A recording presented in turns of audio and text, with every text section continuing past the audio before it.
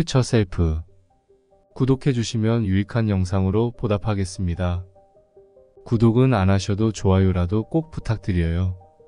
정신과 의사이자 홀로코스트 생존자인 빅터 프랭클은 말했다. 두 번째 삶을 사는 것처럼 살아라. 그리고 첫 번째 삶에서 했던 잘못된 행동을 지금 하려고 하는 게 아닌지 생각하라. 인간의 책임감을 자극하는 표현으로 이 격언보다 더 강력한 말은 없을 것이다. 이 말을 통해 현재는 과거이며 과거는 바뀌고 수정될 수 있다고 상상할 수 있다. 작가이자 철학자인 스티븐 코비는 정신적 창조가 실제적 창조보다 언제나 먼저다 라고 말했다. 무언가 성공적 결과를 이룬 사람은 누구나 결과를 먼저 마음속으로 뚜렷하게 그렸다. 한 걸음 한 걸음 앞으로 나아가면서 그들의 비전은 더욱 명확해지고 확장되고 발전했다. 미국 심리학의 아버지 윌리엄 제임스는 이렇게 강조했다. 외부 세계에서는 수백만 가지 상황이 펼쳐진다. 하지만 그것이 모두 내 경험으로 들어오지 않는다. 왜 그럴까? 내가 그 일들에 관심이 없기 때문이다. 내가 관심을 두는 것만 내 경험이 된다. 우리는 자신이 기대하는 것을 본다. 나아가 어떤 모습을 간절하게 이루고 싶고 그렇게 하겠다고 결심하면 그런 생각과 일치한 행동을 하게 된다. 믿음이 행동과 힘을 끌어내는 원리다. 믿음으로 산을 옮길 수 있다. 믿음으로 인류는 달에 갔다. 믿음으로 수백만 달러를 벌어들이고 불치병도 치료한다. 이 정도 수준의 믿음을 가지려면 원하는 바에 대한 비전을 명확하게 만들어야 한다. 미국 작가 플로렌스 시는 원하는 것을 이미 받았다는 사실을 알고 그에 따라 행동하라 라고 말했다. 당신이 원하는 게 무엇이든 그것을 이미 받았다는 사실을 알아라. 당신이 원하는 모든 것을 가질 수 있는 것처럼 행동하라 마이너스. 이제부터는 자신이 상상하는 미래를 생생하게 그리는 일에 도전하라. 원하는 미래에 완전히 몰입하고 최종적인 결과를 이미 얻었다고 생각하라. 그러면 자신이 만들고 있는 미래에 대한 증거가 점점 많아지고 목표를 이루는 데 필요한 노력과 변화가 전혀 힘들지 않을 것이다. 자신이 바라는 미래에 전념하면 비슷한 생각을 지닌 사람들과 조언을 주고받으며 협력 관계를 구축하게 된다. 원하는 미래에 전념하는 과정에서 사고방식과 신념, 정신 상태가 바뀌고 자신이 바라보는 세상이 이전과는 완전히 달라진다. 행동이 바뀌는 이유는 정체성이 바뀌었기 때문이다. 전념하는 비전이 달라질 때 정체성은 즉시 달라진다. 그러면 생각과 행동도 바로 달라진다. 예상보다 더 많은 시간이 걸릴 수도 있고 장애물도 있을 것이다. 하지만 미래의 나에 전념한다면 그 과정에서 직면하는 모든 일은 당신을 더 나은 모습으로 만들어준다. 그러면 당신은 진정으로 원하는 것을 얻을 것이다. 완전히 몰입하고 믿음을 갖는다면 기어코 길을 찾아내고 만다. 길은 언제나 있다. 사상가이자 시인인 랠프 월도 에머슨은 당신이 무언가 하겠다고 결심하면 온 우주가 나서서 그 일이 이루어지게 만든다라고 말했다. 첫 단계가 미래의 나는 어떤 모습일지 정하고 지금 그 모습이 되는 것이다. 미래의 당신에게 편지를 써보기를 바란다. 1. 미래의 나를 위협하는 요인 7가지. 살아야 할 이유가 있는 사람은 모든 어려움을 어떻게 해서든 견뎌낸다. 프랭클에 따르면 어떤 환경에 처하든 미래를 분명히 볼 수 있어야 한다. 트라우마를 치료하는데도 명확한 미래가 아주 중요하다. 미래의 나를 위협하는 가장 심각한 요인은 자유의 상실이 아니라 목적과 의미의 부재다. 위협 1. 미래에 대한 희망이 없다면 현재의 의미를 잃는다. 강제 수용소에 있는 동안 프랭클은 동료 수용자가 언제 죽을지 매우 정확하게 예측할 수 있었다. 수용자들이 목적을 잃자 그들의 눈에서 생명의 불빛이 사라진 것을 보았기 때문이다. 고통에서 의미를 찾지 못하거나 앞으로 나아갈 희망이 없던 그들에게 행복은 불가능했다. 목적이 없는 현재는 감옥이 됐다. 목적이 없는 삶은 과거의 생각이나 자살 충동, 그 밖의 다른 심각한 문제들에 갇혀있는 삶이다. 프랭클은 죽음의 수용소에서에 이렇게 적었다. 미래에 대한 믿음을 잃은 수용자는 불행한 결말을 맞았다. 믿음을 상실하면서 그들은 정신적인 힘도 잃고 말았다. 용기와 희망이 있느냐 없느냐가 신체의 면역력에 얼마나 강력한 영향을 미치는지 아는 사람은 희망과 용기를 갑자기 잃으면 얼마나 치명적인 결과가 생기는지 이해할 것이다. 영혼의 관점 아래에서 미래를 기대해야만 살 수 있는 것이 인간의 특징이다. 이는 극심한 시련의 시기에는 구원을 의미한다. 목적의 결연은 수명을 단축하는 반면 목적을 갖는 일은 기대 수명을 평균 이상으로 늘릴 수 있다. 의미심리학 분야의 저명한 심리학자 로이 바우마이스터와 캐슬린 보스는 현재 사건은 미래의 결과와 연결되어 있을 때 의미가 생긴다라고 말한다. 인간의 행동이나 경험이 미래의 결과와 아무런 연결성이 없으면 그 의미를 잃고 만다. 외부와 단절된 상태에서는 아무것도 존재하지 않는다. 프랭클은 또한 이렇게 말했다. 미래의 목표를 볼 수 없어서 몸과 마음이 시들어가는 사람은 과거의 생각에 파묻혀 살게 됐다. 그들은 강제 수용소에서의 시련을 내적 힘을 기르는 시험으로 여기지 않았다. 삶을 진지하게 받아들이지 않고 아무것도 아닌 것으로 업신여겼다. 그들은 두 눈을 감고 과거에서만 살려고 했다. 그들의 삶은 의미가 없어졌다. 심리학자들은 희망을 의지와 방법으로 설명한다. 의식적인 선택과 관련되어 있으므로 희망은 의지다. 희망을 지닌 사람은 추구할 만한 가치가 있는 목표를 구체적으로 정한다. 그리고 자신에게 권한이 있다고 믿는다. 자신의 결정이 중요하고 자신이 인생의 결과물들을 좌우할 수 있다고 생각한다. 희망이 있다면 그것을 이룰 방법을 찾거나 아니면 유연함을 발휘해 방법을 만든다. 따라서 희망이 있는 곳에는 언제나 방법이 있다. 심리학자들은 원대한 희망을 지닌 사람과 작은 희망을 지닌 사람의 뚜렷한 차이를 발견했다. 그 차이는 평생 희망을 연구해온 저명한 임상심리학자 찰스 스나이더의 말로 요약할 수 있다. 원대한 희망을 지닌 사람은 목표에 도달하는 다양한 길을 찾으며 새로운 방법을 기꺼이 시도한다. 반면에 작은 희망을 지닌 사람은 한 가지 방법만 고집하며 난관에 봉착했을 때 다른 길을 찾으려 하지 않는다. 그들은 문제에 집중하는 사고력을 발휘하지 않고 회피하고 물러서려고 하는 해로운 생각을 하는 경향이 있다. 소극적으로 행동하고 과거의 경험으로부터 아무것도 배우지 못한다. 그러나 원대한 희망을 지닌 사람은 목표에 도달하지 못하면 그 실패를 다른 실행 가능한 접근 방법을 찾아야 한다는 피드백으로 받아들인다. 앤젤라 더크워스의 연구에 따르면 인간은 나이가 들어가면서 투지가 점점 더 커진다. 하지만 투지가 저절로 커지는 건 아니다. 투지가 있는 사람이 되기 위해서는 오랜 시간 실패와 난관을 극복하며 목표를 고수해야 한다. 목표를 자꾸 바꾸는 사람은 꼭 필요한 투지를 기르지 못한다. 여기에 또 하나의 중요한 측면이 있다. 투지를 자라게 하려면 전념하는 장기 목표가 구체적이어야 한다. 원대한 희망을 품으려면 과정이 아니라 목표에 전념해야 한다. 기존의 사고 및 행동 방식에 빠져 있어서는 안 된다. 당신이 가고자 하는 곳에 도달하는 더 낫고 새로운 방법을 인내심을 가지고 끈기 있게 찾고 그것을 활용해야 한다. 프랭클이 깨달은 것처럼 미래에 대한 명확한 목적이 있을 때 희망이 뿌리를 내린다. 원대한 희망을 지닌 사람은 목표를 추구하는데 완전히 몰입하며 그 목표를 달성하는 방법과 관련해서는 완벽히 유연하다. 인생에 명확한 목적이 없으면 당신의 내는 핑계를 찾는 데 집중할 것이다. 결국 희망이 없으면 그 무엇도 아무런 의미가 없다. 미래의 나를 위협하는 가장 심각하고 근본적인 요인은 미래에 대한 희망이 없는 것이다. 위협이 과거에 대한 부정적인 스토리는 미래를 위협한다. 건강한 정서는 긍정적인 과거와 가슴 설레는 미래를 품고 있을 때 생긴다. 긍정적인 사건을 실제로 경험해야만 긍정적인 과거를 품을 수 있는 것은 아니다. 과거를 긍정적으로 생각하는 건 실제 일어난 사건과는 거의 관련이 없다. 당신에게 발생한 실제 사건보다 훨씬 더 중요한 건 그 사건에 어떤 스토리를 입히느냐다. 그 사건에 대해 스스로 어떤 감정을 느끼는지가 중요하지 당신에게 발생한 실제 사건은 그다지 중요하지 않다. 과거 사건과 관련해 스토리를 어떻게 만들었냐에 따라 현재의 나와 미래의 나에게 그 과거의 의미가 달라진다. 따라서 과거 사건에 어떤 스토리를 부여해야 할지 스스로 선택해야 한다. 심리학자 브렌트 슬라이프는 시간과 심리학적 설명에서 다음과 같이 말했다. 우리는 현재 정신적 상태에 비추어 기억을 재해석하거나 재구성한다.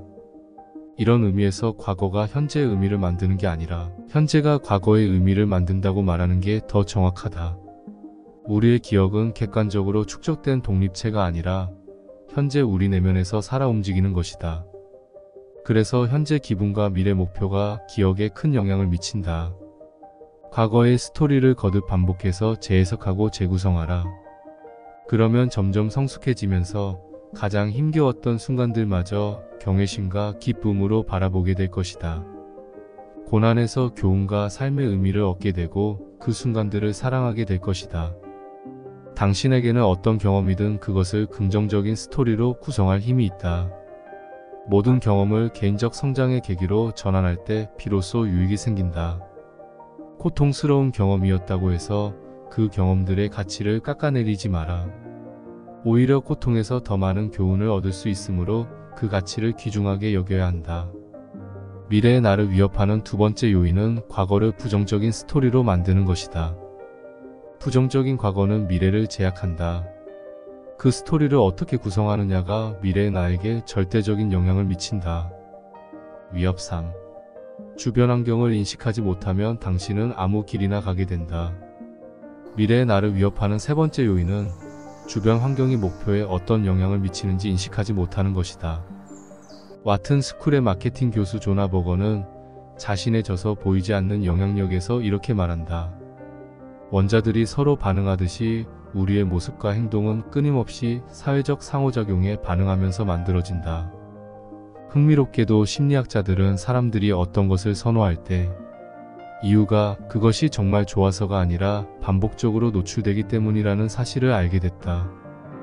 이런 현상을 단순 노출 효과라고 한다. 당신의 욕망은 대개 단순히 무언가에 노출된 결과다. 현재나 과거와 상관없이 당신은 어떤 사람이 되고 싶은가? 현재 상황에 따라 목표를 정하는 것은 피했으면 한다. 그보다 당신이 원하는 상황을 머릿속으로 생생하게 그려라. 하버드 대학교 심리학 교수 앨런 랭어는 이렇게 말했다. 사회심리학자들은 사람의 정체성은 주로 자신이 처한 상황에 달렸다고 주장한다. 우리는 정신을 차리고 깨어있을수록 상황을 더 효율적으로 만들어낼 수 있다. 상황을 만들어낼 때 우리는 자기다움으로 존재할 가능성이 더욱 커진다. 깨어있은 마음 챙김을 통해 우리는 사물을 새로운 시작으로 바라보고 변화의 가능성을 믿을 수 있다. 원하는 것을 결정하고 나면 우리의 정신은 주변 환경에서 그것이 있는지 찾아내기 위해 깨어 살피게 된다. 그리고 선택적 주의로 이미 주변에 존재했지만 보지 못했던 것을 찾아내게 될 것이다. 당신이 원하는 모습을 만들어주는 환경을 설계하라. 투지를 중점적으로 연구하는 앤젤라 더크워스는 투지가 분명히 개인적인 특성이지만 높은 실행력을 요구하는 집단에 들어가면 투지를 더 쉽게 발전시키고 활용할 수 있다고 인정했다. 인간은 놀라울 정도로 환경에 빨리 적응한다. 사적으로나 공적으로 누군가와 관계를 맺게 되면 그런 인간관계는 특정한 길로 당신을 인도하게 마련이다. 당신이 맺는 인간관계는 거래적이 아니라 변혁적이어야 한다. 변혁적 관계를 맺으라는 건 서로에 대해 계산기를 두드리지 말라는 말이다. 변혁적 관계에는 서로 돕고 지원하려는 진정한 열망만 있다. 베품과 감사, 성장에 초점을 맞춘 변화가 관계의 핵심이다. 나에게 무슨 유익이 있지? 라는 생각에 사로잡히지 말고 그들에게 무슨 유익이 있지? 질문을 해야 한다. 먼저 다른 사람이 목표를 이룰 수 있게 도와라. 거기서 출발의 관계를 구축해야 한다. 변혁적 관계를 맺음으로써 당신은 전혀 예상하지 못한 지점으로 갈 수 있다. 변혁적 관계를 탄탄하게 구축하면 미래의 당신은 상상 이상으로 훌륭하고 탁월해질 것이다. 미래의 나를 위협하는 세 번째 요인은 미래의 나는 환경의 산물이라는 점이다. 정신을 차리고 깨어있으면 환경을 의식적으로 선택할 수 있다. 잘 선택하라. 위협 4. 미래의 나와 단절되면 근시안적인 결정을 내리게 된다. UCLA 심리학과 교수로 15년 동안 미래의 나를 연구해온 할 허시필드의 말에 따르면 유익한 결정을 내리는 첫 단계는 미래의 나와 연결하는 것이다. 그렇게 하려면 먼저 다른 사람에게 감정이입을 하는 것처럼 미래의 나에게 감정이입을 해야 한다. 누군가에게 감정이입을 하려면 그 사람의 관점을 고려해야 한다. 미래의 나와 연결하려면 미래의 나를 현재의 나와는 다른 사람으로 보는 게 대단히 중요하다.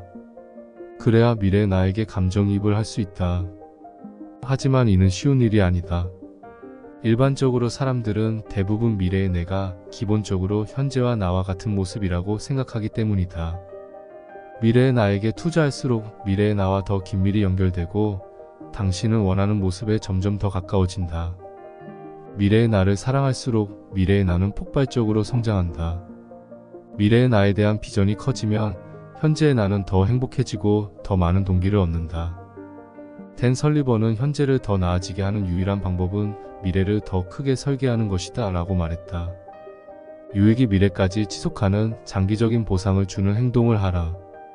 그것이 미래의 나에게 투자하는 것이다. 허시필드의 말에 따르면 미래의 나를 향해 가는 것보다 미래의 나를 현재로 끌어오는 게 사실상 더 수월하다. 미래의 나와 연결하는 데 더 많은 도움을 받고 싶다면 미래의 내가 현재의 나에게 전하는 편지를 써보라. 미래의 나를 더 생생하게 느낄 수 있을 것이다. 위여보. 시급한 문제와 사소한 목표가 당신의 발목을 잡는다. 미국의 제34대 대통령 드와이트 아이젠 하워는 유명한 말을 남겼다. 내게 있는 문제는 시급한 것과 중요한 것 두 종류다. 시급한 문제는 중요하지 않고 중요한 문제는 절대 시급하지 않다. 양동이에 돌멩이와 자갈과 흙을 넣으려면 큰 크기의 돌멩이를 먼저 넣고 다음은 중간 크기 그 다음에 자갈을 넣어야 돌멩이 사이사이의 공간에 채워진다. 다람쥐 쳇바퀴에서 탈출하는 유일한 방법은 중요한 일에 우선순위를 두는 것이다.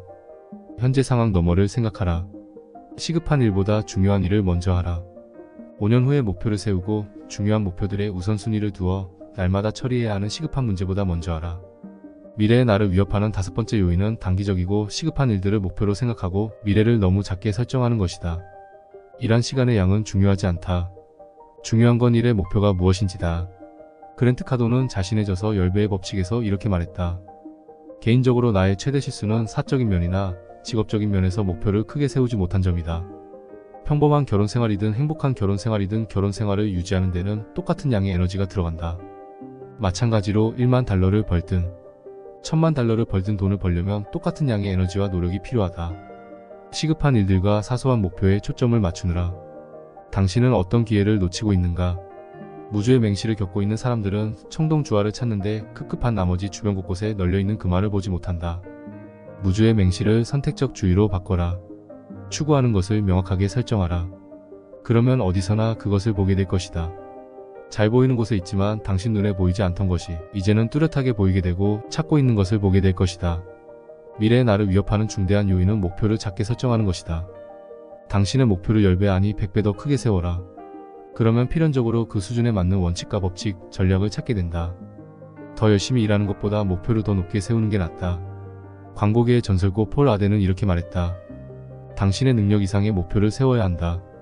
자신의 능력이 어디까지인지는 철저하게 무시해야 한다. 자신의 분야에서 최고의 회사에 근무하는 게 자기 능력받기라는 생각이 든다면 그 회사를 목표로 삼아라. 타임지 표지에 실리는 게 상상할 수 없는 목표라면 그것을 목표로 삼아라. 그리고 그 목표를 현실로 만들어라. 불가능은 없다. 위험 6. 경기장에 들어가지 않으면 당연히 패배다. 멘토를 찾고 싶다면 반드시 경기장 안에 있는 사람을 찾아야 한다. 당신이 직면한 전투에 경험이 있는 사람에게 조언을 받아라. 하지만 미래의 나를 위협하는 더 심각한 요인이 있다. 그것은 당신이 경기장을 나가버리는 일. 거기에 더해 경기장 밖에서 오래 머무는 일이다. 경기장 밖에 머문다는 게 무슨 말일까? 지나치게 오래 생각하는 것이다. 어떻게 해야 할지 분석만 하다가 사고가 마비되는 지경에 이를 수 있다. 로마의 철학자 카토는 머뭇거리는 사람은 길을 잃는다 라고 말했다. 경기장에 진입하기를 머뭇거릴수록 필요한 기술을 익히는 시간만 지연될 뿐이다. 경기장 밖에 있으면 안전하다는 느낌이 들지 모른다. 하지만 그곳이야말로 가장 위험한 장소다. 경기장 밖에 있으면 자신이 무엇을 모르는지 알 수 없다. 심리학에서 용기란 숭고하고 가치 있는 목표를 적극적으로 추구하기 위해 위험을 감수하는 태도를 말한다. 데이비드 호킨스의 말에 따르면 용기는 긍정적인 변화로 들어가는 관문이다. 경기장에 들어가면 패배할 수도 있기에 경기장에 들어가는 일 자체에 용기가 필요하다. 경기장에 들어가자마자 당신의 행동과 무지가 낳은 결과를 정면으로 마주하게 될 것이다. 고통스러운 순간일 수 있지만 그렇게 해야 배우고 성장한다. 경기장 밖에 있으면 꿈꾸는 것 같은 환상적인 경기를 즐길 수 있다. 하지만 진정한 보상은 얻을 수 없다. 그리고 자신은 실제 경기를 안다고 생각하지만 사실은 제대로 모른다. 경기장 안에 있다는 것은 현실을 직면하고 받아들인다는 뜻이다. 경기장 안에 들어가면 더는 현실이 두렵지 않다. 현실이 곧 교사이기 때문이다. 경기장 안에 있다 보면 마침내 미래의 내가 되어 현실을 원하는 대로 만들 수 있다. 위협 7. 성공이 실패의 기폭제가 될 때가 있다. 미래의 나를 위협하는 7번째 요인은 흥미롭게도 성공이다. 게이 핸드릭스는 성공이 어떻게 역효과를 낳는지 설명하기 위해 상한선 문제라는 개념을 만들었다. 핸드릭스의 설명에 따르면 우리는 모두 편안함을 느끼는 잠재적인 기준선을 가지고 있다. 그래서 그 기준선을 넘어가는 성공을 거두면 무의식적으로 기준선으로 되돌아가려고 자기 파괴적인 행위를 한다. 핸드릭스는 이렇게 말한다. 우리는 자신에게 어느 정도의 사랑과 성공, 창의성을 허용할지 설정해 놓은 내적인 조절 장치를 지니고 있다. 자신이 설정해 놓은 기준을 넘어가면 자기 파괴적인 행동을 해 스스로 안전하다고 느끼는 해묵은 안전지대로 돌아간다. 작가이자 철학자인 로버트 브룰트는 우리는 장애물을 만나 목표에서 멀어지는 게 아니다. 눈앞에 보이는 덜 중요한 목표를 추구하다가 진정한 목표에서 멀어진다. 라고 말했다. 일이 잘 되고 있을 때는 아니한 생각을 하며 금방 나태해지기도 한다. 그래서 지금의 위치에 있게 해준 훈련을 멈출지 모른다. 마이클 호프는 소설 남아있는 사람들 종말 후 이야기에서 다음과 같이 말했다. 고난은 강한 사람을 만든다. 강한 사람은 좋은 시절을 만든다. 좋은 시절은 약한 사람을 만든다. 그리고 약한 사람은 고난을 만든다. 한 번의 성공만 맛보고 주저앉는 것을 피하려면 성공할 때마다 미래의 나를 명확하게 그려야 한다. 성공하면 전에는 신경을 쓰지 않았던 문제들이 여기저기서 생기고 덜 중요한 목표를 이루는데 급급하게 된다. 정말로 중요한 것을 명확하게 보지 못하고 정신이 나뉘게 될 수 있다. 성경에도 두 마음을 품은 자는 자기의 모든 길에서 안정이 없느니라 라는 말이 있다. 미래의 나에 대한 진실 7가지. 우리 모두에게는 미래가 있다. 10년 후 혹은 20년 후 아니면 그보다 더 먼 미래에 우리는 미래의 내가 돼 있을 것이다. 따라서 다음의 질문을 해봐야 한다. 미래의 나는 어떤 모습일까? 어떤 삶을 살아갈 것인가? 무슨 일에 전념할 것인가? 우리는 모두 변한다. 삶의 사건들이 우리를 변화시킨다. 노화가 우리를 변화시킨다. 배움 관계, 경험, 성공, 실패가 우리를 변화시킨다. 미래의 나에 대한 진실 7가지를 알게 되면 당신은 살면서 경험할 변화에 잘 대처할 수 있을 것이다.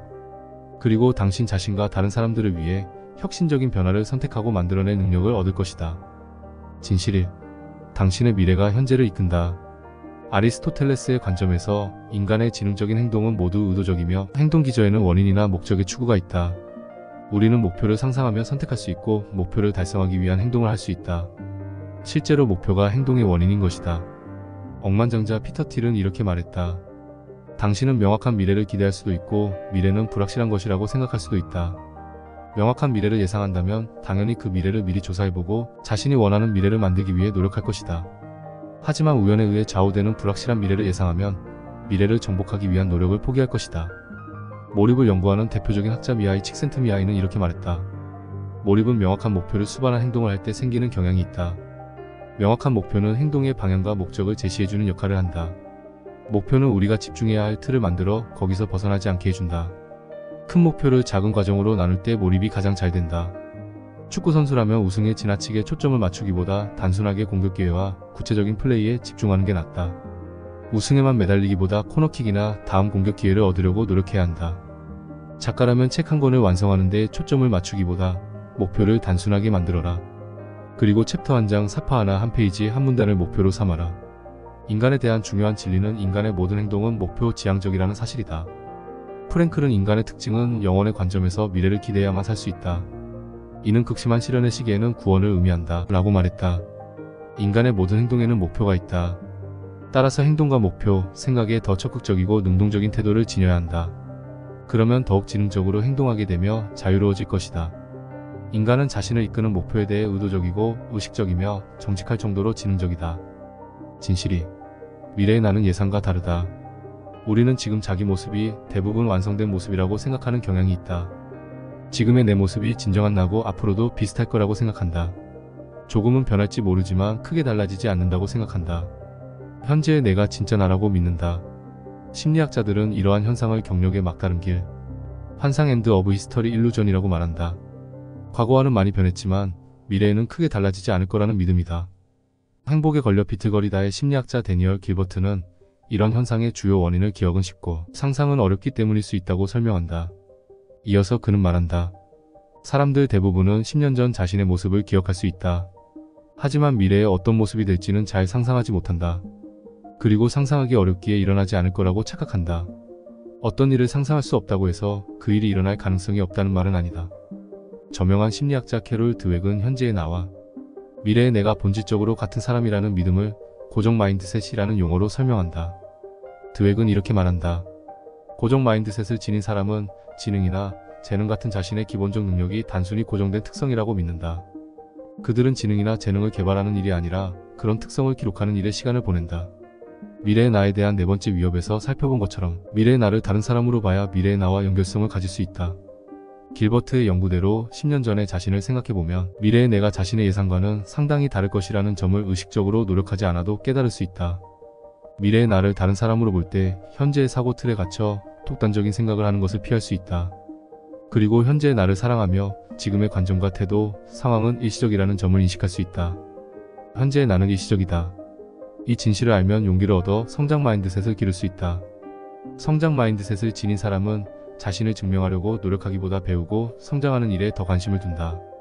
성장 마인드셋은 정체성을 유연하게 만들고 적극적으로 통찰력을 키우고 관점을 바꾼다. 그들은 사고방식과 판단, 가치관을 지속적으로 향상시킨다.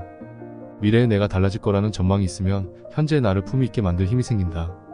실수도 할 수 있고 답을 다 몰라도 괜찮다. 다소 체계적이지 않고 혼란스러운 상황에 있어도 괜찮다. 상황은 바뀔 것이다. 특정한 변화나 결과를 얻는 데 전념하라. 그러면 그것을 얻을 것이다. 당장 지금부터 일주일 후 당신은 상황을 다르게 볼 것이고 다른 지점에 있을 것이다. 아인슈타인은 상상력이 지식보다 더 중요하다. 라고 분명히 말했다. 미래의 내가 현재의 모습과 완전히 다를 거라고 상상하라. 그러면 지금 당장 완성된 존재가 돼야 한다거나 완벽해져야 한다는 부담감에서 벗어날 수 있다. 현재의 나는 일시적이고 순간적이다. 당신은 하루만 지나도 달라진다. 이 진실이 당신을 자유롭게 한다. 현재의 나에 대한 연민과 공감, 사랑을 키워라. 과거의 나와 미래의 나에 대해서도 그렇게 하라. 진실 3. 미래의 나는 어떤 식으로든 대가를 치르게 만든다. 응보의 대가 페잉 더 파이퍼라는 표현은 자신의 방종한 행위의 결과로 고통을 받는다는 의미다. 착가집 로는 훈련의 무게는 얼마 안 되지만 후회의 무게는 수톤에 이른다. 라고 말했다. 훈련이 비용이 몇 달러라면 후회의 비용은 수백만 달러다. 이 원칙을 통해 미래의 나에게 훈련의 비용을 지불할 것인지 후회의 비용을 지불한 것인지 생각해 볼 수 있다. 날마다 미래의 나에게 훈련의 비용을 지불하면 조금씩이라도 일관된 투자를 함으로써 엄청난 혜택을 얻는다. 그렇게 투자함으로써 미래의 나는 지속적으로 더욱 탁월하고 훌륭해진다.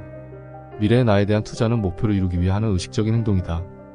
배움, 건강, 인간관계, 경험 등 구체적인 일에 의식적으로 투자할 때마다 미래의 나는 점점 성숙해지고 유능해지며 더 많은 자유를 얻는다.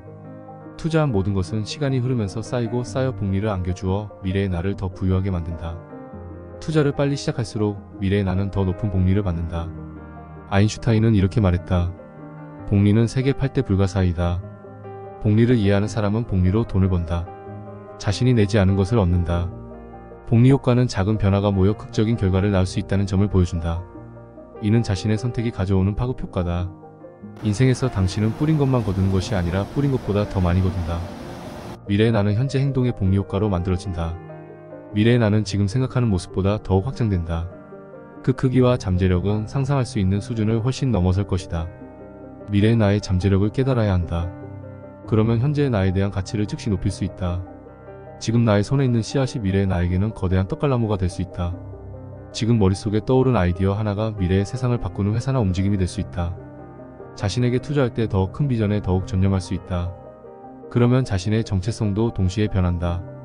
가장 전념하는 곳에 자신의 정체성이 있기 때문이다. 사업을 시작하는 데 용기가 필요한가? 라는 주제의 논문에서 나는 연구 결과 성공한 사업가에게는 돌이킬 수 없는 지점이 있었음을 증명했다. 돌이킬 수 없는 지점은 사업가가 되겠다는 목표에 100% 전념하는 순간 나타났다. 그것은 정체성의 전환이었다. 그 결정적인 순간은 대개 사업에 재정적 투자를 할 때 시작됐다. 투자하기 전에는 사업적 성공에 100% 전념하지 못했다. 이것이 적극적으로 변화하고 비전을 크게 세우는 방법이다. 큰 비전을 세울 때 정체성과 행동이 변한다. 투자를 많이 할수록 더욱 전념하게 된다. 투자를 많이 할수록 더욱 비전이 커진다. 현재 잠재력의 한계를 무너뜨리는 방법이 투자다. 투자를 통해 당신은 자신이 어떤 존재가 될 수 있으며 무엇을 할 수 있는지에 대한 의식을 갖게 된다. 투자라는 이 심오한 행위는 잠재의식의 당신이 현재보다 훨씬 탁월한 존재가 될 수 있다는 신호를 보낸다. 데이비드 호킨스는 무의식은 우리가 마땅히 받아야 한다고 믿는 것만 갖게 한다. 라고 말했다. 지금 투자를 시작하라. 그 다음 투자를 점점 더 크게 늘려라. 미래의 내가 고맙게 생각할 것이다. 진실사. 미래의 나를 생상하고 자세하게 그릴수록 더 빠르게 발전한다. 미래의 나에 대한 네 번째 진실은 미래의 나로 가는 과정을 자세하게 특정할수록 목표를 향해 더 빠르게 발전한다는 사실이다. 측정 가능한 지표와 미래의 나에 대한 생생한 비전, 명확한 단기 목표들이 결합될 때 효과적으로 발전할 수 있다. 이런 요소들이 없으면 방황하게 된다. 책이나 영화를 보면 길을 잃은 사람들이 원을 그리며 방황하는 모습이 자주 나온다. 그래서 연구자들은 그 현상을 테스트했다. 사람들은 명확한 방향이 없을 때 원을 그리며 방황하는가? 막스 플랑크 생물학적 인공두뇌학 연구소의 과학자들은 실험 참가자들을 울창한 숲으로 데리고 가 직선으로 걸어가라 라는 간단한 지시를 했다. 실험이 끝난 뒤 질문을 받은 몇몇 참가자들은 자신이 직선 경로를 벗어나지 않았다고 확신했다. 하지만 GPS 분석을 관찰하니 그들은 지금 20m 이내에 원을 그리며 걸었다. 실험 결과 사람들은 자신이 걷는 방향에 대한 믿을만한 단서가 없으면 실제로 원을 그리며 걷는다 라는 사실이 밝혀졌다. 인생도 그렇다. 명확한 목표를 이루는 과정을 측정할 방법이 없다면 원을 그리며 방황하게 될 것이다. 미래의 나를 더 생생하고 자세하게 그리며 측정 가능한 단계를 밟을수록 더 수월하게 미래의 내가 될 수 있다. 목표와 목표를 이루는 과정을 구체적이고 측정할 수 있게 만들어라. 그러면 그 과정을 더욱 효율적으로 달성해 더 빨리 발전할 것이다. 진시로. 미래의 나의 실패가 현재의 나의 성공보다 낫다. 의도적인 연습은 습관이나 자동성과 반대되는 말이다. 습관은 자동 조절 장치로 작동한다. 반대로 의도적인 연습에는 구체적이고 도전적인 목표를 향한 의식적인 노력과 주의가 요구된다. 습관대로 살아가면 현재의 나에서 벗어나지 못한다. 하지만 의도적인 연습을 하면 자신이 바라는 미래의 나를 만들기 위해 노력하는 데 집중하게 된다. 조시가 실패에 투자한 행위는 궁극적으로 의도적인 연습이었다. 조시가 푸시 핸들을 배우며 상대했던 이반이라는 남자는 190cm에 가까운 키에 90kg이 넘고 가라테 검은 띠를 보유하고 합기도를 8년, 태극권을 8년 수련한 몹시 공격적인 남자였다. 이렇게 일반적이지 않은 방법을 사용해 조시는 현재의 내가 성공하는 것보다 미래의 내가 실패하는 쪽을 택했다. 그래서 조시는 다른 수련생보다 훨씬 더 빠르게 발전했다. 그는 자신이 상대한 사람들의 기술을 모조리 습득했다. 의도적인 연습에 완전히 몰두하면 자신이 바라는 미래의 나를 점점 명확하게 그리기 시작한다. 미래의 나와 비전을 연구하는 대표적인 학자 토마스 수덴도르프는 이렇게 말한다. 향상된 기술을 지닌 미래의 나를 상상할 때만 우리는 의도적인 연습을 통해 기술을 연마할 동기를 얻고 그것을 계획하고 실행할 수 있다. 조시는 원하는 것을 명확하게 그리는 것이 중요하다고 믿는다. 많은 사람이 조시를 배움과 높은 성과를 다루는 세계적인 전문가로 여긴다. 체스 신동이었던 조시 웨이츠키는 세계 챔피언이 됐다. 태극권과 브라질 주짓수에서도 세계 챔피언이 됐다. 이후 조시는 각 분야에서 세계 정상에 있는 사람들을 상위 1% 중 상위 1% 안에 들도록 훈련시켰다. 2020년 조시는 팀 페리스와의 인터뷰에서 이렇게 말했다. 20년 후에 나보다 나를 더 잘 아는 사람은 없을 것이다. 만약 나의 목표가 어떤 기술로 나를 자유롭게 표현하고 그 분야에서 자아 실현을 하는 것이라면 나를 가르치는 사람은 나를 가장 깊이 아는 사람이어야 한다. 그 사람이 바로 20년 후의 나다. 미래의 나와 연결된 삶을 살았기 때문에 조시는 지속적으로 실패에 투자할 수 있었다. 그는 현재보다 훨씬 더 발전되어 있는 자신의 모습과 연결되어 있었다. 그리고 현재의 편안함을 뒤로 미루고 미래의 나에게 전념했다. 자신이 바라는 미래의 내가 되려면 최대한 신속하게 그 수준에서 행동해야 한다. 미래의 내가 달성할 수준에 전념하라. 그 수준에 맞추라. 물론 현재의 나는 아직 그 정도의 수준이 아니다. 따라서 진지한 훈련과 겸손 피드백이 필요하다. 사람들은 대부분 실패에 투자하려 하지 않는다. 지금 이길 수 있는 일을 하는 게 편하기 때문이다. 승리는 기분 좋다. 하지만 미래의 내가 확실하게 되고 싶다면 실패에 투자하는 게 그 방법이다. 진실력. 성공하려면 미래의 나에게 진실해져야 한다. 미래의 나에 진실하지 못한 건 실패다. 점점 성장하면서 미래의 나에 대한 시각도 발전한다. 그러면 기존의 길에 머물 것인지 새로운 길로 갈 것인지 선택해야 한다. 많은 사람이 성공한 것처럼 보이지만 실제로 그들 중 대부분이 자신이 원했던 삶이 아니 껍데기만 있는 삶을 살고 있다. 이는 조용하고 단순한 삶을 사는 사람에게도 똑같이 적용할 수 있다. 성공의 기준으로 여겨지는 명성이나 돈, 지위 등이 없어도 자신이 진정으로 원하는 삶을 살고 있다면 그 사람은 완벽한 성공을 거둔 것이다. 성공이냐 아니냐를 결정하는 건 외부 요소가 절대 아니다. 자신의 목적에 맞는 삶을 살아가느냐만이 성공의 유일한 척도다. 진실. 7신에 대한 견해가 미래의 나에게 영향을 미친다. 신은 인류의 부모이며 모든 인간은 문자 그대로 신의 자녀이자 후손이다. 신에 대한 여러 견해가 있지만 나는 이 견해가 가장 진실하고 인간의 영혼에 힘을 준다고 믿는다. 이 견해에 따르면 모든 인간은 지구에서 태어나기 전에 신 안에 존재했다. 그리고 이 행성에 태어난 인간은 각자 자신의 자유의지를 사용해 지구에서의 유한한 삶을 직접 선택했다. 유한한 삶의 경험은 인류가 한 단계 진보하게 해준다. 20세기의 유명한 작가이자 신학자인 C.S. 루이스는 테오시스를 옹호한 독실한 신자였다. 그는 이렇게 말했다. 남자나 여자나 신이 될 수 있는 세상에서 산다는 건 엄숙한 일이다. 당신이 지금 말하고 있는 상대가 아무리 어리석고 재미없는 사람이라 해도 그가 언젠가는 당신이 몹시 숭배하고 싶은 존재가 될 수도 있다는 사실을 기억하라. 이 세상에 평범한 사람은 없다. 나는 이 글을 보고 신과 인간의 관계를 직관적으로 이해할 수 있었다. 이 글이 가장 설득력 있고 강력하게 신과 인간을 설명해주는 것 같다. 이 세상에 평범한 사람은 없다라는 신에 대한 이런 견해 덕분에 나는 모든 인간을 경외심과 경탄의 눈으로 바라볼 수 있게 됐다. 모든 인간은 신처럼 될 타고난 역량을 지녔다. 한 사람이 그리는 삶의 궤도는 현재의 모습보다 훨씬 강력하고 실제적이다. 신은 우리가 어떤 선택을 하든 우리를 사랑하고 존중한다. 3. 미래의 내가 되는 7단계. 단계 1. 현실에 맞는 목표를 명확하게 세워라. 프랭클에게 수용소에서 살아남는다는 건 의사와 정신을 다시 쓸 수 있다는 의미였다. 그것이 그의 목적이었다. 이렇게 매우 구체적인 목적이 삶의 의미를 주었고 고통을 견디게 해주었다. 프랭클의 미래의 내가 그에게 생존할 힘을 준 것이다. 미래를 구체적으로 상상하는 게 쉽지 않지만 그래도 많은 사람이 평생을 살아가며 인생의 중요한 목적을 찾으려고 시도한다. 마침내 그 목적을 찾을 때 진정한 자신의 모습으로 살게 된다. 그러면 삶은 평온해지고 의미를 지닌다. 당신이 궁극적으로 바라는 당신의 모습과 삶을 명확하게 정해야 한다.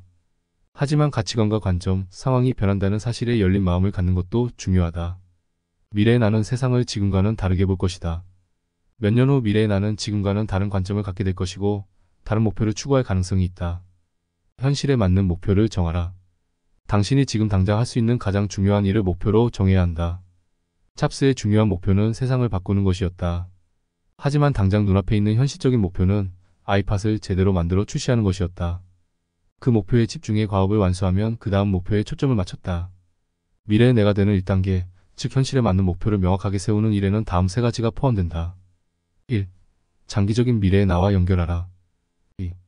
우선순위 세 가지를 정해 현실에 맞는 목표를 명확하게 세워라. 3. 세 가지 우선순위를 토대로 12개월 목표를 세워라. 12개월 안에 달성할 목표 세 가지의 순위를 매겼다면 다음 질문을 스스로에게 해보라. 12개월 동안 10배 수준으로 해낼 수 있는 목표가 무엇인가? 목표가 과정을 결정한다. 희망이 있다면 자연스럽게 길을 찾기 위해 생각하게 된다. 목표를 10배 높게 세우면 현재의 과정이나 방식을 다시 검토해야 한다. 댄 설리번은 10배를 기준으로 삼으면 다른 사람이 하고 있는 일을 건너뛰는 방법이 즉시 보인다. 라고 말했다. 예를 들어 2024년 나의 재정 목표를 10배 높게 세운다면 나는 현재의 계획과 방식을 대대적으로 조정해야 한다. 따라서 어떤 영역에서든 10배의 성과를 내겠다고 결심하면 훨씬 더 강력한 해법이나 직접적인 방법을 찾거나 아니면 직접 만들어내야 한다. 물론 시행착오도 있다. 하지만 미래의 나는 일주일만 지나도 이번 주에 내가 아는 것보다 더 많은 방법을 알게 된다. 단계 2. 덜 중요한 목표들을 제거하라.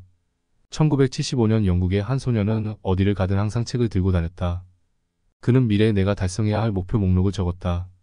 성인 소설 쓰기, 아동 책 쓰기, 만화 책 쓰기, 영화 각본 쓰기, 오디오 책 만들기, 닥터우 시리즈 작가 되기. 이 소녀는 바로 닐 게이먼으로 성장하면서 목표 목록도 많아졌다. 게이먼이 목표를 달성하기 위해 사용한 전략은 미래의 나를 멀리 있는 산으로 보고 자신이 그 산을 향해 가고 있다고 상상한 것이다. 어떤 기회가 나타날 때마다 그는 스스로에게 질문했다. 이 일로 내가 산에서 멀어질까 가까워질까? 아무리 특별하고 좋은 기회가 생겨도 그 일이 산에 더 가까워지게 해주지 않으면 게이머는 노라고 말했다. 행동은 미래의 나에 대한 시각을 고스란히 드러낸다. 행동을 보면 무엇에 전념하고 있는지 알 수 있으며 전념하고 있는 일은 결과로 나타난다. 짐 데스모와 다이애나 체프먼 칼리 클램프는 이렇게 말했다. 전념은 현재 무엇을 하는지에 대한 진술이다. 당신이 무엇에 전념하고 있는지는 말이 아니라 결과로 알 수 있다. 우리는 모두 무언가에 전념하며 결과를 만들고 있다. 그 결과가 전념의 증거다. 당신이 새롭고 더 나은 일에 제대로 전념한다면 현재 하는 일 대부분을 중단할 것이다. 순간순간 우리는 둘 중 하나를 골라야 한다. 산에 전념할지 덜 중요한 목표에 굴복할지 말이다. 미래의 나로 이끌지 않는 모든 일은 덜 중요한 목표다. 전념하려면 온 정신을 집중해야 한다. 그러면 덜 중요한 목표가 떠오를 시간이 절대 없다. 세 가지 우선순위에 들어가지 않는 것은 무엇인가? 미래의 나는 노라고 말할 일에 현재의 내가 예스라고 말하는 것은 무엇인가? 목표에서 멀어지게 만드는데도 불구하고 계속 전념하고 투자하는 일은 무엇인가? 가혹할 정도로 정직하게 평가해야 한다. 정신을 빼앗는 일이나 다른 사람의 의견, 자신의 내적 갈등이 삶에서 계속 고개를 든다. 따라서 그때마다 어떤 게 최선의 결정인지 깨달으려면 깨어있는 마음과 분별력이 필요하다. 이 일을 하면 목표에 가까워지는가? 이 방법이 가장 효과적인가? 이 질문의 대답이 노라면 목표에 다시 초점을 맞춰야 한다. 신속하게 목표에 다시 전념하라. 단계 3. 필요해서 열망으로, 열망에서 알무로 나아가라. 당신이 무언가 필요하다고 생각하면 그것에 대해 건강하지 않은 애착이 있는 것이다. 필요는 심한 결핍을 암시한다. 열망이 필요보다 더 건강한 정신 상태다. 하지만 열망 역시 결핍된 상태다. 무언가 원한다는 것은 그것을 갖지 못했다는 뜻이기 때문이다. 알문 열망보다 더 높은 수준이다. 알문 자신이 원하는 것을 이미 가지고 있다는 사실을 받아들이는 것이다. 그러면 인생은 수용과 평화, 감사의 삶이 된다. 20세기 초 작가이자 신비주의자 플로렌스 시는 믿음이란 이미 받았다는 것을 알고 그에 따라 행동하는 것이다 라고 말했다. 이와 비슷하게 영화배우 덴젤 워싱턴도 무언가 좋은 것을 마음속으로 간절히 바라는 것은 이미 그것이 당신의 것임을 알려주려고 신이 보낸 증거다 라고 말했다. 원하는 것이 이미 당신의 것이라는 사실을 알면 그것을 몰랐을 때와는 다르게 행동한다. 눈을 감고 미래의 나를 구체적이고 자세하게 상상해보라. 원하는 곳에 있는 자신의 모습을 생생하게 그려보라. 당신이 원하는 바가 이미 당신의 것이라는 사실을 알아야 한다. 그 사실을 마음 깊이 받아들여라. 원하는 것을 가질 수 있는지 신께 기도해 물어봐도 좋다. 평화와 미소를 느껴보고 미래의 모습에 대해 진정한 감사를 표하라. 사람들이 원하는 것을 얻지 못하는 주된 이유는 자신이 그것을 얻을 자격이 없다고 느끼기 때문이다. 머리로는 목표를 상상할 수 있을지 몰라도 감정이 목표를 실현하는 일을 방해한다. 나폴레온 힐은 마음이 상상하고 믿는 것은 무엇이든 이룰 수 있다 라고 말했다. 그리고 갖지 못한 것을 청하는 기도가 아니라 이미 받은 축복에 감사하는 기도를 한다면 원하는 것을 더 빨리 얻을 것이다 라고 했다. 위대한 생각의 힘이라는 고전에서 저자 제임스 알렌은 사람은 자신이 원하는 것을 끌어당기는 게 아니라 이미 자신의 모습이라고 생각하는 것을 끌어당긴다라고 썼다. 이런 이유로 암과 수용의 상태에 도달하는 게 대단히 중요하다. 그래서 당신은 미래의 내가 지금 되어야 한다. 정체성에 따라 행동이 달라진다. 정체성은 개인의 흔들리지 않는 가치관과 믿음으로 구성된 자아에 대한 체계적인 개념이라고 정의된다. 당신의 정체성은 지금 당신이 가장 전념하는 것에 있다. 정체성을 미래의 나와 일치시키고 그 모습을 진짜로 받아들이면 당신은 미래의 당신이 된 상태로 행동하게 된다. 윌리엄 허친슨 머리는 이렇게 말했다. 전념하기 전에는 계속 망설이며 뒤로 물러날 기회만 엿본다. 그런 상황에서는 비효율성이 가득하다. 주도적이고 창의적인 행동에 관해서는 한 가지 기본적인 진리가 있다. 완전히 전념하는 순간 신의 섭리도 함께 움직인다는 사실이다. 이 사실을 모르면 수많은 아이디어와 멋진 계획들을 망치게 된다. 전념하는 순간, 전념하지 않았다면 일어나지 않았을 온갖 일이 일어나 도움을 준다. 그 일들의 시작은 전념하기로 한 결정이었다. 전념하기 시작하면서 꿈도 꾸지 못했던 뜻밖의 사건과 만남, 물질적 지원이 자신에게 유리하게 작용한다. 단계 4. 원하는 것을 정확하게 요구하라. 그레이엄 스티븐은 수백만 명의 구독자를 보유한 금융정보 유튜버다. 영상이 시작될 때마다 그는 몇 가지 기발한 방법을 사용해 영상을 보는 사람에게 좋아요와 구독을 요청한다. 가끔은 그런 요청에 30에서 60초를 쓰기도 한다. 물론 그레이엄이 너무 노골적이라고 비난하며 영상이 좋으면 좋아요와 구독을 요청할 필요가 없다 라고 말하는 사람도 있다. 하지만 틀린 말이다. 그레이엄 채널이 성공한 이유는 그가 영상을 보는 사람들에게 도움을 요청했기 때문이다. 사람들이 그의 영상 중 하나의 좋아요를 누를 때마다 유튜브 알고리즘이 그에게 유리하게 작동되어 영상을 더 많은 사람에게 노출시킨다. 두드려라. 그러면 문이 열릴 것이다. 종종 우리는 원하는 것을 정확하게 요청하는 걸 어렵게 생각할 때가 있다. 그것을 받을 수 없다고 생각하기 때문이다. 그래서 적은 걸 요청하고 딱 그 정도 수준의 것만 얻는다. 당신이 정확하게 원하는 것을 직접적이고 명확하게 요청하라. 그러면 그것을 얻게 될 것이다. 한 번은 학술회의에 참석하러 샌안토니오에 갔을 때였다. 호텔 헬스장에서 운동을 하다가 주변을 보니 골든스테이트 워리어스 선수 몇몇도 운동을 하고 있었다. 나는 그들에게 농구 경기 티켓을 구해달라고 요청했다. 그날 밤 나는 함께 간 교수님과 멋진 자리에서 경기를 관람했다. 요청하면 얻게 될 것이다. 때로는 끈질기게 요청해야 한다. 성장하고 발전해가면서 우리는 더 좋은 것을 원하게 될 것이다. 따라서 미래의 나를 명확하게 보는 기술을 연마해야 한다. 그러면 발전한 미래에 나에게 더 잘 어울리는 것을 구체적으로 요청할 수 있을 것이다. 미래의 내가 되는 4단계는 원하는 것을 직접적으로 요청하는 것이다. 신에게 기도로 요청하라. 전문가에게 요청하라. 친구에게 요청하라. 누구에게든 요청하라. 그냥 요청하라. 두려워하지 마라. 부끄러워하지 마라.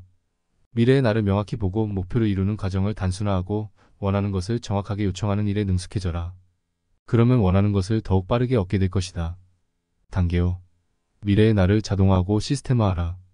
원하는 곳으로 더 빠르고 쉽게 가려면 미래의 나를 자동화하고 시스템화해야 한다. 전략적인 시스템을 가동하면 의식적인 노력 없이도 집중과 계획 실행이 가능하다. 자동화는 일관성 있는 결과를 보장한다. 비즈니스 전략가 에벤 파가는 이를 필연성 사고라고 부른다. 즉 어떤 결과가 나오도록 상황을 설정해 놓았기 때문에 마치 예측된 결론이 있는 것처럼 생각하고 행동하는 것이다. 출발이 보잘것없다고 겁먹지 마라. 미래의 나를 시스템화하라. 먼저 목표를 명확하고 단순하게 할 때 미래의 나를 체계적으로 시스템화할 수 있다. 경영계의 전설이자 작가 피터 드러커는 절대 하지 말아야 할 일을 아주 효율적으로 하는 것만큼 쓸모없는 일은 없다. 라고 말했다. 효과성은 적절한 일을 하는 것이고 효율성은 일을 적절하게 하는 것이다. 효과성이 언제나 먼저여야 하고 그 다음이 효율성이다. 미래의 나를 시스템화한다는 말은 바라는 결과를 자동화하고 아웃소싱하는 것이다. 그렇게 해서 주의와 에너지를 원하는 곳에 쏟을 여유를 자신에게 주어야 한다. 이는 정신적, 육체적 부담을 덜어내기 위함이다. 모든 일을 혼자 다 하려고 하면 몰입과 집중이 어렵다. 해야 할 일이 수백 가지가 있기 때문이다. 중요한 업무를 처리할 사람을 찾는 일이 시스템화의 필수적인 부분이다. 물론 시스템화하는 과정에서는 시행착오가 생기기 마련이다.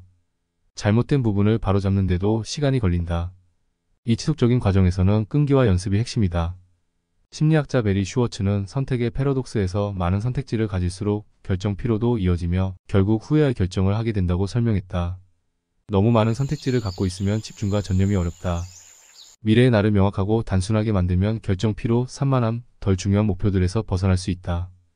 당신의 시간과 주의를 가장 중요한 일과 시간 대비 가장 효율적인 일, 3가지 우선순위에 집중시켜야 한다. 당신이 성장하고 발전하면서 목표와 상황도 달라진다. 그러면 당신의 시스템도 개선해야 한다. 어떻게 하면 삶을 단순화할 수 있을까? 시간과 정신적 에너지를 아끼려면 무엇을 차단하고 걸러내야 할까? 진정한 꿈과 상관없는 일을 처리해줄 사람을 어디에서 찾을 수 있을까? 단계 6. 미래의 나의 일정을 관리하라. 업무를 맡길 사람을 찾아라 해서 댄 설리번과 나는 4가지 자유에 대해 다룬다. 1시간의 자유, 2돈의 자유, 3인간관계의 자유, 4목적의 자유. 돈과 인간관계의 목적에서 더 많은 자유를 누리려면 먼저 시간의 자유를 획득해야 한다. 시간의 자유를 얻으려면 자기 일정에 대한 주도권을 가져야 한다. 시간에 대한 주도권을 쥐고 자신이 원하는 곳에 관심을 집중시켜야 한다. 당신은 어떤 일의 결과가 아니라 결과의 원인이다. 이 사실을 깨달을 때 과거, 현재, 미래의 나에 대한 주도권을 키워나갈 수 있다. 시간에 대한 주도권을 얼마나 쥘 생각인가? 덜 중요한 목표에 노라고 말할수록 자신이 원하는 삶과 결과를 만드는 일에 더욱 열정적으로 전념할 수 있다. 이 점이 최근 내가 진지하게 검토한 문제다. 나는 코비가 제안한 대로 중요한 일을 먼저 넣기로 결심했다. 매주 수요일, 토요일, 일요일을 일하지 않고 쉬는 날로 정했다. 이 시간을 오직 가족을 위한 일과 업무와 무관한 활동을 하는 데 쓰기로 했다. 1로부터의 심리적 분리는 직업심리학에서 점점 중요해지는 개념으로 일의 스위치를 끄는 것의 중요성을 강조한다. 계속 일을 하거나 항상 업무에 돌입할 태세로 지내며 온전한 휴식을 취하지 않으면 몰입, 창의성 높은 성과는 사실상 불가능하다. 의문의 여지 없이 시간의 주도권을 갖는 일에는 전념과 용기가 필요하다. 어떤 일이 비효율적이라는 사실을 알면서도 그 일로 바쁘게 지내는 것은 안전지대에 머무는 일일 수 있다. 덜 중요한 목표라는 울타리 안에서 분주하게 지내면 미래의 나라는 진실을 피해갈 수 있으니 말이다. 미래의 나에 전념하기 시작하면 용기를 내야 한다. 안정보다 자유를 선택하는 건 용기 있는 행동이다. 현재의 나보다 미래의 나를 선택할 때마다 항상 위험이 도사리고 있다. 하지만 지금 미래의 내가 할 만한 일을 하면 그 성과는 즉시 나타난다. 그렇다. 의도적인 연습에는 실패가 따른다. 경기장에 뛰어들면 싸움의 상처를 얻는다. 미래의 내가 실패하는 게 현재의 내가 성공하는 것보다 더 낫지 않은가? 단계 7. 완벽하지 않더라도 공격적으로 완수하라. 인생에서 무언가를 이룰 계획이라면 그리고 목표 달성을 위해 10년 계획을 세웠다면 이렇게 물어야 한다. 어째서 그 일을 6개월 안에는 못하는가? 피터 틸 세스 고디는 2003년에 보랏빛 소가 온다에서 대담해지고 돋보이는 일에는 위험이 따른다고 말한다. 당신이 돋보이면 일부 사람은 당신을 좋아하지 않을 것이다. 돋보이는 사람의 정의에는 주변의 비난을 받는 사람이라는 뜻도 있다. 모두의 박수를 받는 사람은 절대 없다. 소심한 사람이 바라는 건 그저 눈에 띄지 않는 것이다. 돋보이는 사람에게는 비난이 따르기 때문이다. 2010년 린치핀에서 고디는 세상에 내보내다라는 개념을 소개했다. 이 개념은 스티브 잡스의 진정한 예술가는 작품을 일단 끝내고 세상에 내보낸다 라는 말에서 따온 것이다. 고디는 세상에 내보낸다는 게 무슨 의미인지 이렇게 설명한다. 어떤 일을 시작하는 유일한 목적은 그 일을 끝내는 것이다. 진행 중인 프로젝트가 완벽하게 끝나지 않았더라도 세상에 내보내야 한다. 세상에 내보내는 일에는 블로그 글의 발행 버튼 누르기, 판매팀에 프리젠테이션 하기, 전화받기, 추천서 보내기 등도 포함된다. 내보내는 일은 당신이 한 일을 세상에 던져버리는 것이다.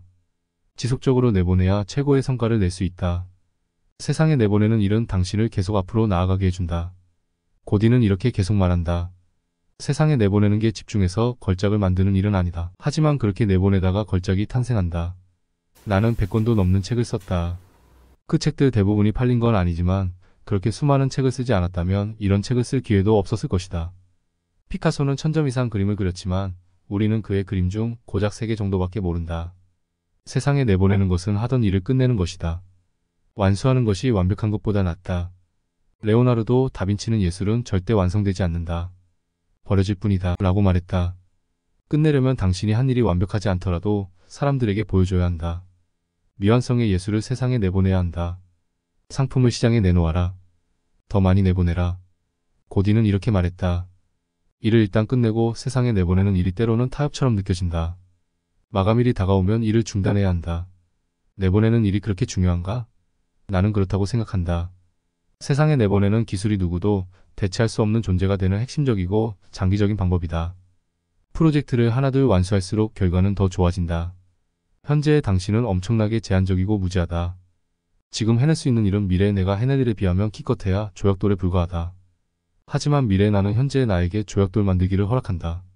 일을 끝내고 세상에 내보내는 것이 미래의 나에게 도달하는 방법이다. 과거의 일을 붙잡고 있거나 과거의 관점을 고수하며 한계에 갇혀 꼼짝도 하지 못한다. 지속적인 완수에는 2가지 기본 원칙이 있다. 이 원칙을 일관성 있게 적용해 실패에 투자하고 미래의 나를 향해 폭발적으로 성장하라. 파킨슨의 법칙 어떤 일이든 주어진 시간을 다 써야 끝난다.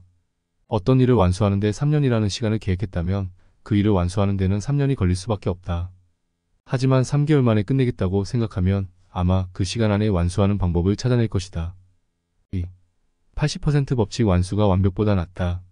댄 설리번은 80% 하려고 할 때는 결과를 얻지만 100% 완벽하게 하려고 하면 여전히 고민만 하게 된다. 라고 설명했다. 시간이 흐르면서 기술은 발전한다. 따라서 완벽하게 하는 것보다는 일단 많이 하는 게 더 낫다. 완수하는 태도를 삶의 방식으로 만들어라. 그러면 미래의 나로 더 다가가게 될 것이다. 완수하고 세상에 내보내는 일의 대가가 되라. 마지막 행동 지침. 17살의 지미 도널드슨 미스터 비스트는 그가 미래의 나에게 말하는 영상 4편을 만들었다. 6개월 후, 12개월 후, 5년 후, 10년 후에 여러 벌 타임캡슐을 촬영했다. 그가 5년 후 자신에게 쓴 영상 편지 안녕, 5년 후에 지미아가 2020년에 유튜브 채널에 공개됐다. 어린 지미는 5년 후에 타임캡슐을 열어볼 때 구독자가 100만 명이 되어 있기를 꿈꿨다. 그런데 그의 채널의 구독자는 4,400만 명이 넘었다. 지미는 자신이 꿈꿨던 모습과 비교도 안 되는 엄청난 성공을 거뒀다. 이쯤에서 나는 마지막으로 당신에게 한 가지 제안을 하고 싶다. 24시간 안에 잠시 시간을 내어 미래의 당신에게 보내는 타임캡슐을 만들어 보라. 지미처럼 영상을 촬영해 미래의 특정한 날짜에 공개되도록 설정해 놓아도 좋다. 아니면 내가 했던 것처럼 미래의 나에게 편지를 써서 병에 담아 선반 위에 놓아도 상관없다. 내 친구 리 브라우어는 해마다 1월 1일이 되면 1년 후에 자신이 말하는 짧은 영상을 찍는다. 미래의 브라우어는 이런 말로 영상 편지를 시작한다. 브라우어, 내가 이 영상을 보고 있다면 1년을 또 해낸 거야. 그 다음 미래의 브라우어는 지난 1년 동안 일어난 일들을 하나하나 언급한다. 1년 후에 브라우어는 그 영상을 보면서 자신의 예측과 얼마나 비슷하게 살았는지 확인한다. 그리고 1년 뒤에 볼 영상을 다시 촬영한다. 당신도 다양한 타임캡슐을 만들어라. 6개월 후, 12개월 후, 3년 후, 5년 후, 10년 후, 20년 후에 여러 벌 타임캡슐을 만들어라. 이 타임캡슐이 이 영상의 마지막 행동 지침이다. 언제 열어볼 것인지 기한을 정해 오늘 타임캡슐을 만들어라. 명확하고 대범한 비전을 세워라. 여기서 배운 대로 미래의 나와 연결하고 그 모습을 명확히 그려라. 가장 중요한 3가지 우선순위를 정하라. 당신이 아무리 예측을 잘해도 미래의 나는 그 예상과 상당히 달라진다는 사실을 잊지 마라. 살아가면서 예상했던 것보다 더 많은 것을 배우게 될 것이다. 미래의 나는 현재의 내가 상상할 수 있는 것보다 더 현명하다. 타임캡슐을 만들어 놓고 지금 미래의 내가 되라. 미래의 내가 되는 것이 행동의 첫 단계다. 미래의 내가 할 행동을 지금 하라. 당신이 원하는 것이 이미 당신의 것이라는 사실을 알아차려라. 당신이 바라는 미래의 나에게 100% 전념하라. 덜 중요한 목표들을 제거하라. 그 과정에서 하게 되는 모든 경험에서 유익을 찾아라. 미래의 당신을 응원하라. 지금 시작하라. 지금 미래의 내가 되라.